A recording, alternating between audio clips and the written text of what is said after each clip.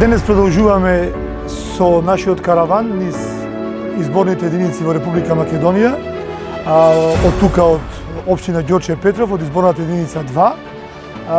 Пораката е иста, онаа која испративме вчера од Предоропската унија. Целта на овие посети е директна средба со граѓаните, каде што во тој контакт човек на човек ќе ги пренесиме сите наши ставови или она што е најзначено, тоа се проектите од нашата програма. За Ѓорче Петров можеби најзначајни ќе бидат два проекти, а тоа е проектот за обештетување на граѓани и проектот за потеку на имот на политичари, бидејќи Ѓорче Петров е позната општина во која неколку политичани преку ноќ се збогатија и од пекари стана милионери. Па во таа смисла добар ќе дојде за Ѓорче Петров нашиот проект за комплетно потеку на сите политичари, на имотот на сите политичари во земјата.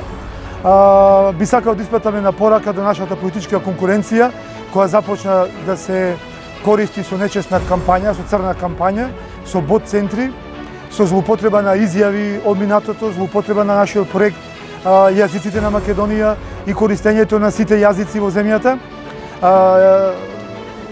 Подпишавме кодекс за фер и демократски европски избори. Ова што го гледаме од првиот ден од изборната кампања е се само не европски избори. Продолжија политичките закани врз нашите активисти, продолжија навредите по социјалните мрежи, мотивирани не од лично поведение на граѓаните, туку од организирани ботови во партиите и продолжи негативната кампања која дополнително ќе се одрази за намалена излезеност на овие избори. Апелирам, еве од вториот ден од изборната кампања, подитно да престане тоа однесување, посебно на двата големи политички блокови во земјата.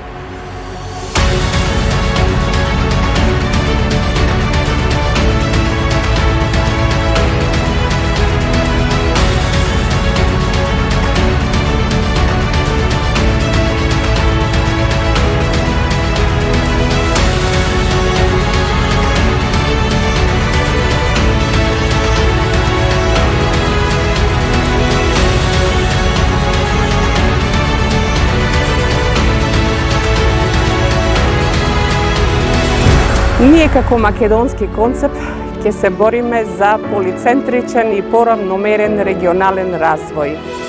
Не е фер цела република, цел развој, сите средства, сите активности да се одвиваат само во Скопје и само во општина Центар, а останатото да биде пасивно, да биде безнадежно.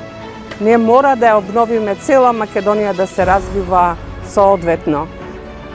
Жалосно е општина Ѓорче Петров на само 7 до 8 километри од центарот на Скопје, да биде општина која што не го следи развојот од центарската општина.